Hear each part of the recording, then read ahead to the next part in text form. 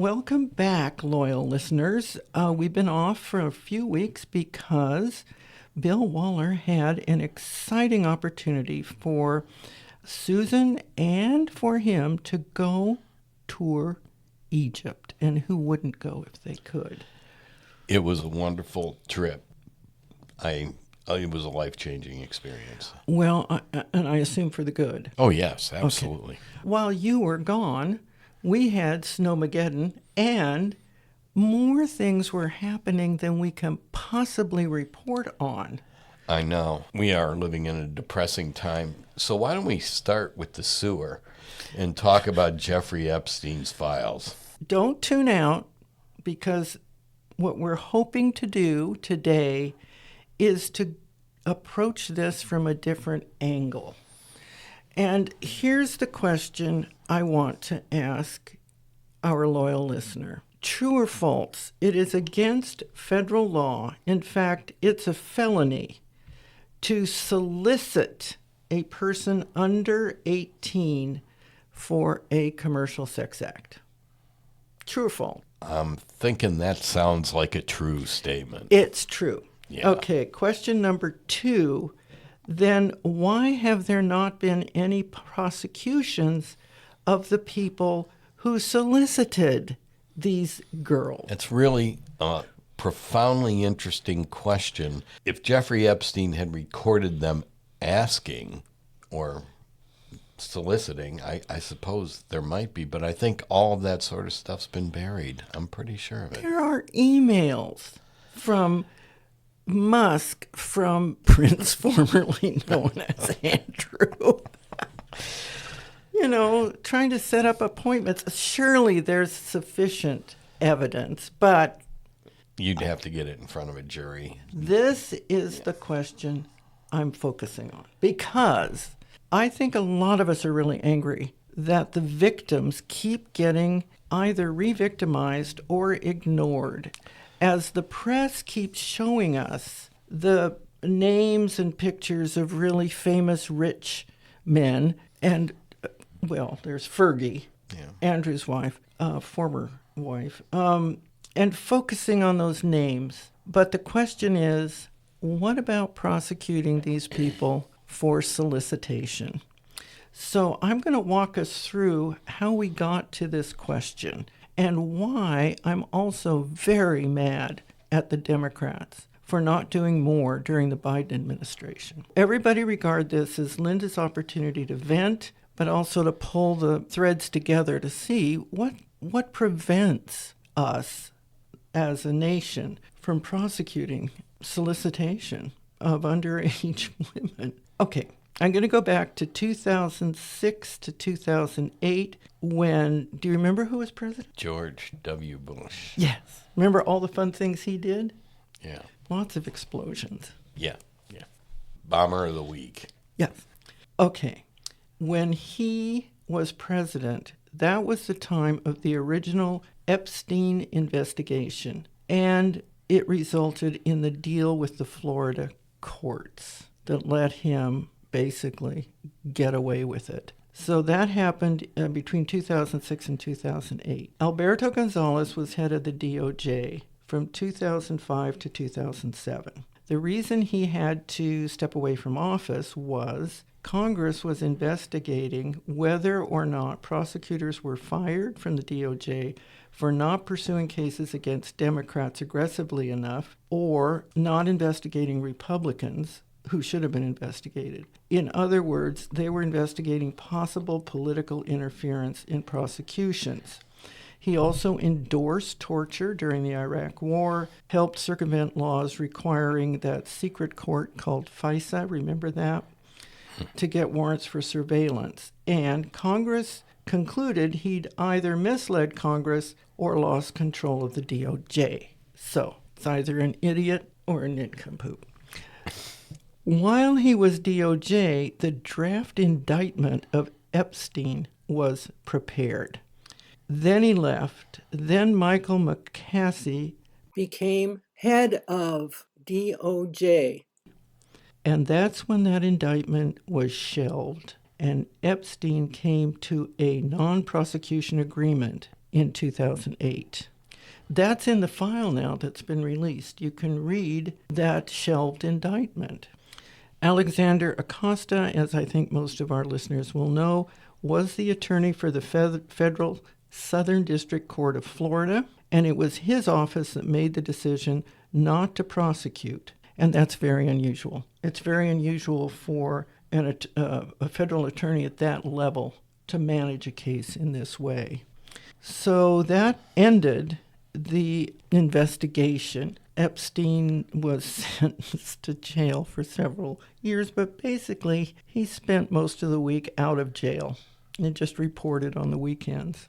During the Trump presidency of 2017 to 2021, Julie K. Brown, who should go down as a real hero, published the Miami Herald investigation into the Epstein criminal charges. And that happened in November of 2018. Her series, Perversion of Justice, really broke the story open. There had been some civil cases before this brought forward by victims and also their families.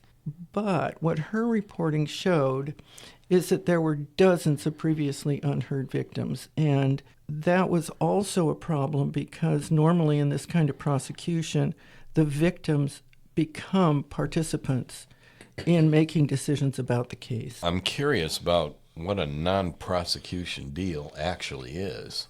Oh, that he would plead guilty to the lesser charge.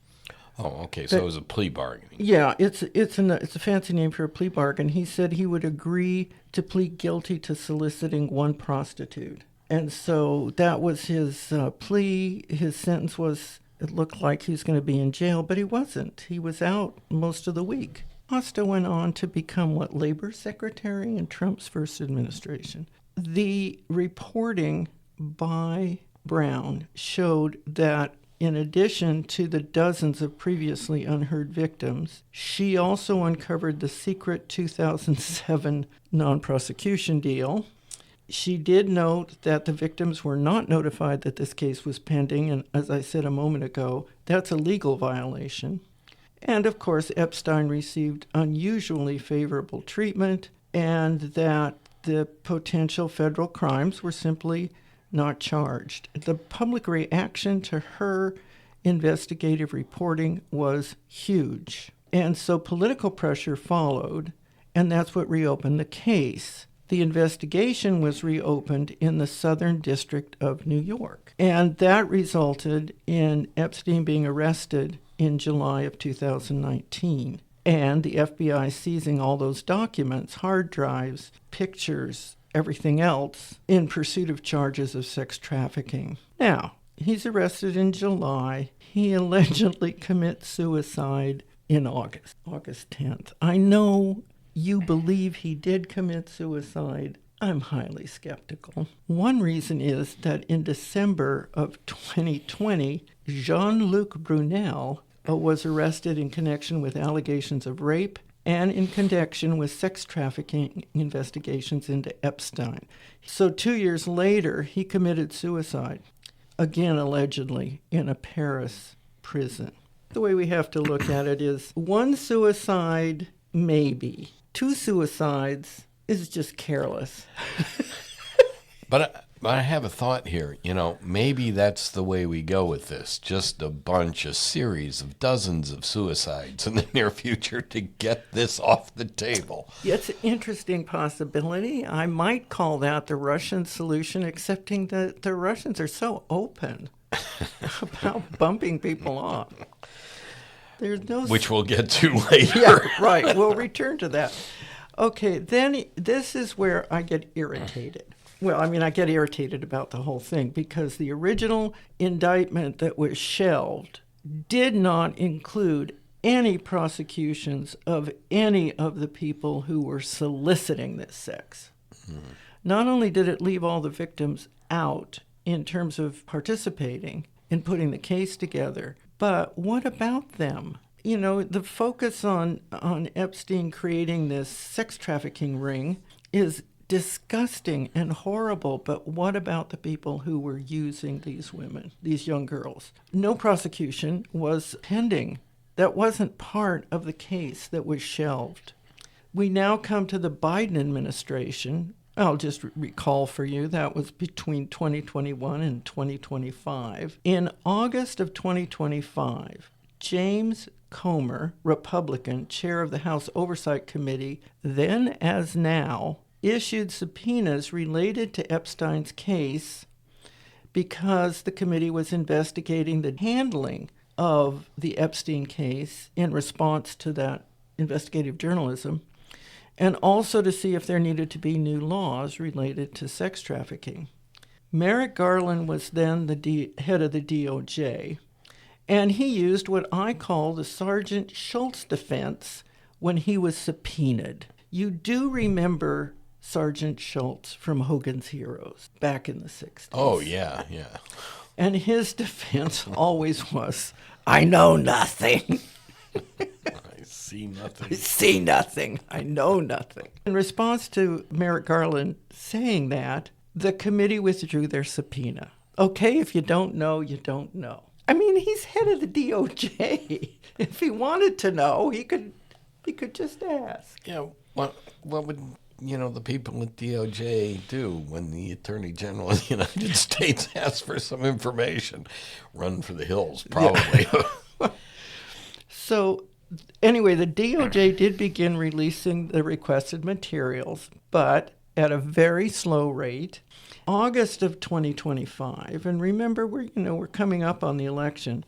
Democratic members of the House Oversight Committee publicly criticized the volume of materials DOJ had provided, saying only a small fraction of potentially relevant documents had been turned over, indicating continued congressional demands for more comprehensive DOJ disclosure. So you have both the Democrats and the Republicans saying, you can't just slow walk this. We really want this information.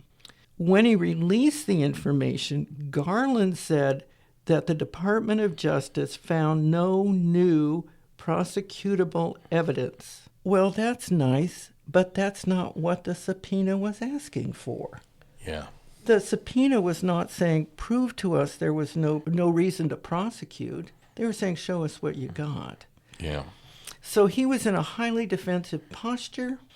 They were slow walking the release. How would the world be different if they had just released the material? That's really an interesting question, because the way this has worked out, you have both the Democrats and Republicans asking for this information, while Democrats and Republicans in the executive branch are making sure they don't get it, Precisely. Which suggests that there are implications for both of those groups.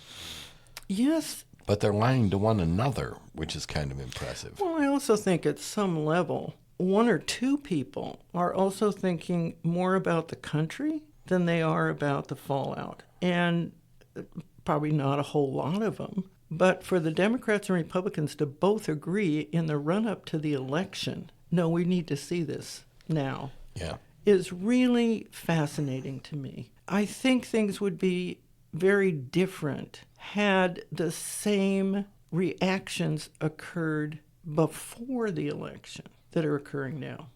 They want to implicate Bill Clinton. Well, fine. There's plenty of other people they can implicate who are also Republicans. I don't think that's the issue right now. We're talking about very slimy people. And the reason that I am asking the question about what happened to prosecuting the clients, well, I'm not naive. Prostitution for far too long was a crime that women committed, and men didn't. Prostitutes were regularly rounded up and charged. Their clients were not. It's very recent that they've decided maybe they ought to think about their clients. But here's what is especially of concern to me. There was a piece this week by the Young Turks, and it focused exclusively on one of the things that's in this most recent release. And it's a diary by a young woman, and she had autism. She had a particular kind of Down syndrome called mosaic Down syndrome. and she was evidently extremely beautiful. She kept a diary using a very simple substitution code, so it's very easy to decipher it. The FBI has deciphered it. It is horrifying. And I would say two things make me wonder, why no prosecution?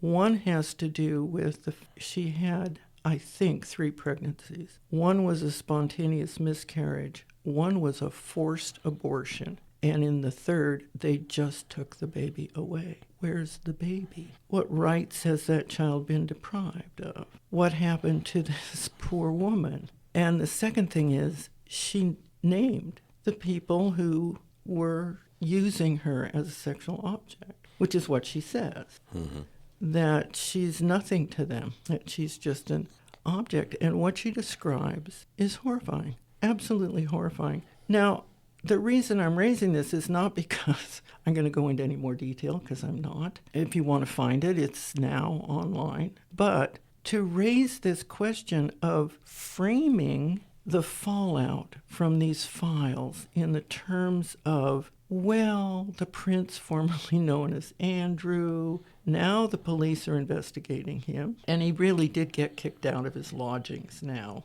And Fergie saying that she wished she could, in one message, saying she wished she could marry Epstein. This is what makes news. The Norwegian princess, heir to the throne, had a lot of contact with him. And so now they're questioning whether she's suitable to ever become the monarch. There are investigations in Poland. There are investigations in other countries now that this information is available. And there are also financiers who've been named.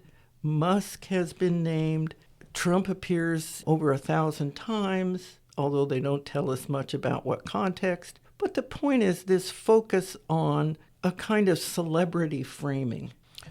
Yeah. Instead of, okay, but what about, first of all, these women have been very brave to hire a lawyer and get together and say it's time for us to have our justice. One woman has killed herself, presumably, over this. What about them? What about prosecuting the men who did this to them? Well, that certainly should be a priority, and I think your question of how it's been framed is really important, because by putting all of the emphasis on the political theater of the fallout, it distracts from the acts themselves. It's like, who are we going to get? It's like a contest between the two political parties and political parties in other places to see, gotcha, and apparently Epstein was really good at making connections. I mean, I think if he had a talent, it was sort of operating this network of people that he could get implicated in this scheme. This is the reach of this that you're describing is absolutely horrifying. Now, when you're talking about the richest people, most powerful people in the world, it isn't a big club. It's a couple hundred people, maybe 1,000 at the most. So if you can get dozens of them involved in some sort of conspiracy, they're all going to shut up, and everybody who depends upon them is going to shut up. So in some ways, the media is doing a real service to these criminals. Yeah, at least bringing them to our attention, but not pushing it. Right. And it does look like there's some concern that the British government might be about to fall, that the Prime Minister, for not vetting Mandelson carefully enough, that he'll get a vote of no confidence, and they'll have to have yet another election over there. They have one every couple of weeks. But the point is, those are real consequences, and it shows that public shaming has real political consequences in other parts of the world. Right. So far, not so much. I mean, you got Larry Summers isn't going to be teaching at Harvard anymore. Or showing up at any events. Right. Economics. At any economic conventions. Well, boo-hoo for him. The public shaming doesn't seem to be as immediate in the United States, I guess because those other countries hadn't seen this information before. Mm-hmm. The other thing that's so disturbing is that, of course, it was the right-wing podcasters on social media who really pushed this. The irony is kind of wonderful, The world has been stood upside down. And the one last thing I wanted to say is that the attorney for the Southern District of New York, who took this case again and started to investigate it again, was fired by Donald Trump. Yeah. Well, in terms of actual politics, the interesting thing about this is that the government of Italy is now more stable than the government of the UK. But they're having their own troubles. But the current government's been in place a very long time for Italian standards, which is usually weeks. That's probably true, yeah. They had an anarchist riot. I don't know if you saw those pictures. There's so much going on. It's easy to miss this Yeah, stuff. I guess we better move on now to something we actually planned to talk about, and that is, how's the economy doing, Bill? What do you think? Well, not good. Since we last talked to you, there's been new information coming out. And, of course, because there's still nobody at the Bureau of Labor Statistics, we have to wonder about them. So, U.S.-based employers announced 180,000 job cuts in January, which is a mere increase of 118% from the 49,000 cuts they announced the same month last year. It's up 205,000 from the 35,000 job cuts announced in December. Okay, so this is a huge amount of people going out of work. Not, catastrophic, but it's really big. Well, and, of course, we're getting this from private sources because we still don't have government Yeah, that's data. what I want. Who's the private source again? It's Challenger, Gray, and Christmas, our friends. Oh, them! Now, then Forbes reported that Federal Reserve Chair Jerome Powell acknowledged in November that the recent labor data had been distorted previously, suggesting that the federal data overestimated the new jobs by as many as 60,000 a month, and warned during last year's government shutdown that gaps in federal data made it difficult for the Fed to accurately assess labor market conditions. So ABC gets and reports applications for jobless aid for the week ending January 31st rose by 22,000 to 231,000 from the previous week. That's significantly more than the forecasts that private firms have been looking at. Now, applications for unemployment are a real-time indicator of the health of the job market. So we're seeing real weakness in terms of fewer new jobs, and layoffs are beginning to take place. What has been sustaining employment has been the health services industry, and now that seems to be affected. In addition to that, investment seems down, contrary to an increase in investment asserted in an opinion piece allegedly written by Donald Trump in the the Wall Street Journal. Net real investment has not risen because of his tariffs. As the editors of the Wall Street Journal in a response indicate, what increases in investment has taken place is the result of the tax cuts, which eliminated a large anticipated tax increase, thereby fueling some investment. They noted that the surge in market values, particularly stocks, but other investment vehicles as well, occurred only when Trump lowered tariffs after negative stock market reactions. So the general thrust of the editorial response to Trump's opinion piece is that he misrepresented the research he cited. The Wall Street Journal reviewed the research carefully and argued that its implications were different, but I will discuss the implications of that later because it's about prices. Bitcoin's valuation has crashed. This just breaks my heart. This has happened several times before because, cryptocurrency is not really currency. Only around 5% is used for actual transactions. It's a speculative instrument for fraudsters and idiots. The recent rise in value is attributed to Trump's participation and support of this idiocy. So we have the idiot in chief, supporting this game by buying into this market and participating in it, which is what has sustained the high level of value for cryptocurrencies recently. So all of a sudden, they're getting pretty bearish.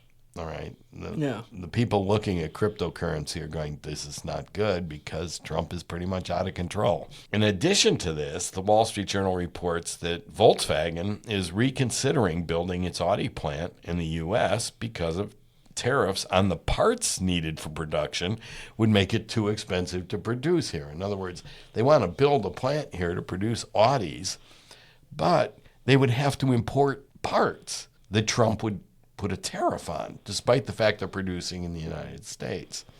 So it's like, why would we bother, right? They're going to put the plant someplace else. Yeah. Right? Then Bloomberg reports that German factory orders rose for the first time in 2 years. Now, the interesting thing is manufacturing, steel, automobiles in Germany has been collapsing for about the last 5 years. Ah, yes, I think I heard that. Yeah, they've been doing really poorly, and all of a sudden we put tariffs on, and Germany's manufacturing sector is starting to come out of depression. So what's happening is companies aren't building investments here, they're building them in other places, and because they can't do business with the United States, that's spurring the economy elsewhere. I love that. I did have one quick question. Sure, yeah. Earlier, when you were telling us about the effect on the economy on unemployment and layoffs, I know you were laughing because you thought, look, stupid is hurting people, and it's wrong. Not because you think it's funny that people are being laid off. No, not at all. But the problem here is this was utterly predictable. Exactly. This is exactly what you would expect the result of a policy of irresponsible tariffs changing on a daily basis would be, which is pretty much what the Wall Street Journal is saying. You know, why would you invest in this incoherent economy as a result of these tariffs? From a policy perspective, it's like a clown show. It really is. I mean, there are economists working for the government, and I'm certain they don't think that this is a particularly good idea. There's a small group of people at the top who have bought into this, whether they believe it or not, and are executing this policy. And it's laying off hundreds of thousands of people. It's making it very difficult for people to get jobs graduating from college. It's horrifying. And I was looking at data from the Federal Reserve on employment per month, and it's just dropping like a stone, and it's almost getting to vertical, this diagram. You know? So we are on a cliff here. So, yeah, it's really not funny. And then the Wall Street Journal editorial board took up the question of who's paying for the tariffs. You know, are prices going up because of the tariffs? And they took the research that Donald Trump had been citing, and that research actually shows that the tariffs are largely being passed on to U.S. customers. I'm shocked. To the tune of 96% or so. I mean, it's literally totally going on to American consumers. Consumer prices on these goods are estimated to have gone up by 24 to 42%, which means the importers and sellers of these goods right now are absorbing the rest of that in the form of lower profits, or losses for that matter. Now, these higher prices on imports don't directly affect inflation because it's only increases in prices on the imported goods at this point. But it does change relative prices. Oh, I used to buy this, but now there's a tariff on it, so I buy something else. Right. Possibly an American-produced good, a U.S.-produced good. So we're not getting a huge price increase measurement yet, but as the prices are higher for these consumer goods, fewer are purchased by consumers, and importers even buy fewer of these goods, leading to less choice for consumers about the goods. They can't get them. And then consumers buy other goods instead. We kind of call that the substitution effect, causing the price of these other domestically produced goods to rise some. So what we've done is create a situation where the price of foreign goods is going up because of the tariffs. At the same time, they're selling fewer, so consumers are going to buy more of other things, thereby driving up the price of those goods. Exactly. So it's going to catch up with us. So that's where we are. Now, President Trump has announced his choice for a replacement for Powell at the Federal Reserve. That hasn't taken place yet because Powell's term ends in May. And it is someone who is compatible with his views. The interesting thing in confirmation hearings will be when they begin to question about him keeping the Fed independent. I raise this issue because if this guy is confirmed, and we're not going to talk about him, and he does do Trump's bidding, that would be cause for firing him for the next president. Ah, In other words, if he compromises the independence of the Fed, that is cause for removal. So what Trump has been trying to do to Lisa Cook will be a no-brainer for the next president of the United States. assuming he's a Democrat, or he or she is a Democrat. Yeah, but why would you leave some? No, it isn't really that, because the Wall Street Journal editorial board is not full of Democratic socialists. True. Right? Their feelings about tariffs are really mainstream Republican views. And as a consequence, even another Republican being elected is not going to want this clown show to go on, because what the Fed should be doing is setting rates, keeping them relatively stable so that firms can make adjustments and expectations with regard to what to do in the future. Similarly, the tariffs are messing that all up as well. So I can see that once we get past Trump, who has had a fascination with tariffs and this changing of them, I think that would stabilize. They may keep the tariffs, but they won't be changing all the time. They will be negotiating real trade agreements. Yeah. They will. That could happen. So they still wouldn't want someone at the Fed who's willing to move interest rates at the bidding of the administration or in a haphazard way. But let's get on to Lisa Cook. Well, let me say before that the person that Trump has tapped to become his toady is named in the Epstein files. Oh, great. So I'm not sure he's going to get confirmed. Is there any place this slime doesn't find? Evidently, no. Although I was talking to a friend of mine, and she says, well, these men, they're so wealthy, they can get anything they want, meaning teenage girls. And I just looked at her and said, ask me what I'd want if I could have anything I want. It wouldn't include molesting children. It wouldn't be part of my dream. Yeah, I have the same response to that. If I could have anything I want, this would never be on the list. This has a yuck factor that is just beyond comprehension for me. There's something deeply wrong with someone who would go to these lengths to engage in this tawdry, disgusting, evil activity. It is evil, and this is a moral question, and that's why I'm waiting for the shame factor to hit somewhere, because it's a moral issue. It's not a political issue. It is a legal issue. These women need justice, but moreover, these people the people who did this are unapologetic. They're just trying to avoid the legal consequences. Yeah, exactly. They don't care. Exactly. They're not going to admit they did anything wrong. They're not. Pretty soon they'll start pointing fingers at one another.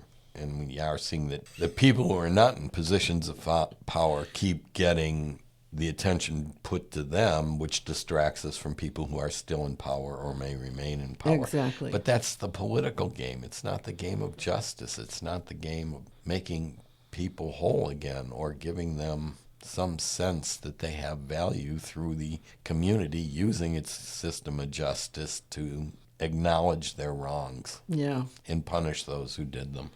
Well, let's get on to a happier story about the justice system. Yes, Lisa Cook, the Federal Reserve governor that Trump tried to fire from the Federal Reserve Board so he could replace her with another white toady, she got her day in the Supreme Court. Now, if you recall, there was a court order that stopped Trump from removing her prior to any investigation or proof of wrongdoing. He said he had the power to do this, and this got to the Supreme Court, and the Department of Justice wanted this expedited, which I think they're rethinking now. In order to fire Lisa Cook, it required for her to be fired for cause. Trump, and of course the U.S. Department of Justice, claimed she committed mortgage fraud before joining the board. And that's important because this was not behavior during her time on the board. In particular, what they were looking at is that in a property purchase, she claimed it was her primary residence. She already had a mortgage on a primary residence, which was another property, which, by the way, Trump did on some properties adjacent to Mar-a-Lago. So if she goes, he goes. Right. Now, she's not been indicted, and no proof has been offered. So at this point, the Solicitor General gets to say she's being fired for cause over actions we think she might have done. Oh, that Before. must be fun to argue. Yeah, there are a lot. Actually, there was a prosecutor a couple days ago who asked the judge to find her in contempt so she could get 24 hours sleep because she was getting no support from the Justice Department on how to argue the cases, the immigration cases. She said they were totally unprepared, but that's another story. And it's like, wow. Yeah, well, basically the Solicitor General got hung out to dry here. None of the members of the Supreme Court was buying into this nonsense. All of the justices, particularly the conservative justices, dismissed the Solicitor General's arguments on behalf of the Department of Justice as invalid. Indeed, they were dismissive of those arguments. I think it was Justice Kavanaugh who pointed out that if they allowed the president to remove her under these conditions, that there was no one in government that he couldn't remove. Even Kavanaugh. Right. Kavanaugh, our boy Kavanaugh got this, huh? Yes, Kavanaugh getting this and articulating it was kind of interesting and gives you a sense of the tone of the court. Of course, Clarence Thomas said nothing, but that's typical. And this implies that when the decision comes down, if it isn't 9-0, it's going to be 8-1 or something like that. And so Lisa Cook will be on the Federal Reserve Board until Donald Trump dies. These people are on for 12-year terms, and that's why you have to fire them for cause if you want to get rid of them. So, well, I'm glad we followed that case because it was egregious. It really was an effort to seize control of something that should be completely free of control. Yeah, but then it's not the most egregious thing that's happening right now. No. So let's move on to Ice Ice Baby. Well, you and I both have interesting stories, and they both have to do with Oregon, right? Yeah. Mine has to do with a clip run by a local station out of Portland on YouTube showing a lawyer, an immigration lawyer, at an apartment complex in Portland when these thugs show up. And they're thugs. I mean, the one guy who just couldn't keep his mouth shut and was very intimidating had on a baseball hat that he was wearing backwards and jeans, and then this vest that had so much gear on it, he looked like he was preparing to invade, I don't know, Iraq. And they were so arrogant and so belligerent, and she would have none of it. She stood her ground, and they said, well, you know, we have a right to arrest somebody who violated their, their court appearance agreements or whatever. And she said, I'm their lawyer. And so she's asked, well, have they violated? And she said, that's why you can't go in. You don't know, and you don't have a warrant. I'm not telling you anything. You need to know why you're going in there. And then she started screaming at the top of her lungs, don't anybody come out. Stay inside. ICE is here. And then she just, and one of the guys pushed her. And she said, don't do that again. And they all, 4 of them, got in their little van and drove off. Well, it appears they're getting smarter because in Salem, Oregon, a woman was driving down the street with her daughter in the car who was talking to her union rep, as it turned out, and a car pulled out in front of her and stopped her, and another car came up behind her, and 4 masked men with vests that said police approached the car. One of them started banging on her car window on the driver's side, and apparently she did not respond fast enough, so he smashed the window, grabbed the woman, pulled her through the window, threw her to the ground. And then slammed her on the van. The citizen suffered a concussion, a torn rotator cuff, and bruised ribs. Now the thing is, then they were shown her U.S. passport. Oh, geez. The woman's daughter remained on the phone, and so SEIU 503 in Oregon has taken this up, and they are asking anyone who has a video to come forward to document this egregious illegal Up the unions. assault. Yeah, good for SEIU. So the Salem police have it as an incident report and are treating it as a criminal act. Good. Now, this is, while we were away, they only managed to clearly murder 2 people. Yeah. And the numbers of deaths associated with ICE actions are rising. There's more than over 10 now in this current reign of terror. This has to stop. Well, not only does it have to stop, but could I engage you, since you've been out of the country, in contemplating what the Democrats are doing? Now, they want to hold up approval. They don't want to close down the whole government because, I don't know, they don't think that's nice. But they do want to prevent the allocations to ICE until the ICE people have to go around without masks and wear body cameras.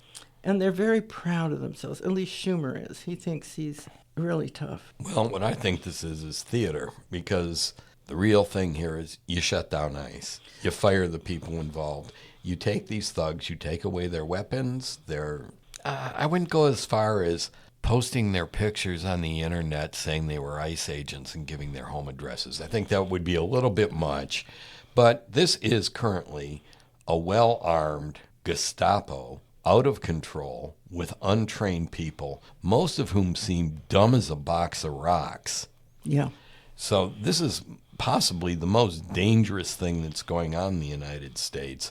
I want to say kudos to the good people of Minnesota and Milwaukee refusing to be drawn into responding with violence to violence. They have been restrained, they have been solemn, and they have followed the lead of their political leaders who are hoping for the same thing. We're going to close today with something that is interesting, serious, but not as horrifying as having thugs kidnapping people off the street and shooting them, or men who think that they have the right to interfere with adolescents. There is the notion that they're taking 700 ICE agents out of Minnesota. Trump said there are 5 cities he's considering sending them to. Yeah, well, you know what? So ICE is coming to a city near you. Well, this is why the governors just need to call out the National Guard. Now, just call them out, because if the governor calls them out, the feds can't. Just a thought. Now, turning to something serious but not as sickening. Fair enough? Okay. Just normal war. Just the normal international chessboard. The Washington Post reported on February the 5th that Europe is starting to tighten the net on Russian oil, and this has to do with the ghost fleet. And as you know, I've been keeping my eye on this because I think it's interesting. It's trying to squeeze Moscow's ability to fund its war, even as the officials in Russia are feeling they're not going to come to an easy peace solution to this, that it's going to be not favorable to them. So the EU is considering imposing an outright maritime ban on the services needed to ship Russian oil. And as I said in a previous podcast, that includes insurance, transportation, and other services that you have to have in order to meet maritime law. The ban would significantly increase the sanctions imposed on Russian oil. It would replace the current oil price cap system, which caps the amount that Russia can charge, and reduce it by quite a bit. And that they are going to act together, Britain, France, and Germany, that they're going to intercept the shadow fleet of tankers operating in breach of maritime law. Now, one of the consequences is that Russian oil revenue plummeted by 50% in January for year over year. That is compared with last January. And that seems to reflect the new sanctions imposed by the U.S. Treasury on Russian oil major suppliers, Rosneft and Lukoil, in October, although Russia immediately formed another company with another name. Of course. Because, they know how to do this. Also, India has apparently agreed to halt Russian oil purchases in favor of increased imports from the United States. Increased imports from Venezuela. Yes, and potentially Venezuela. That's right. Assuming they can get any oil out of Venezuela.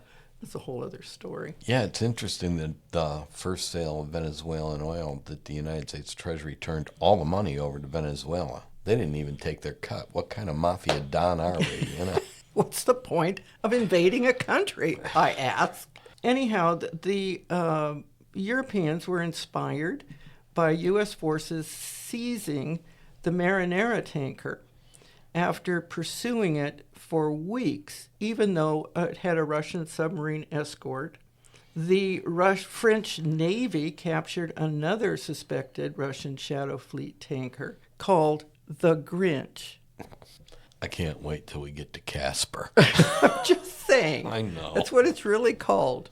The Grinch, which was traveling from the Russian Arctic port of Murmansk across the Mediterranean, carrying 730,000 barrels under the flag of Comoros. And don't ask me where that is. The current approach is a new policy, and it is to go after the Shadow Fleet. It is to say you cannot purchase anything. Before, it was you can purchase the licenses, you can purchase the insurance and whatnot if you cap the price of oil at a certain level. Now they're saying, no, we're not going to sell to you. Well, so what does Russia do in response? Creates its own companies to do that.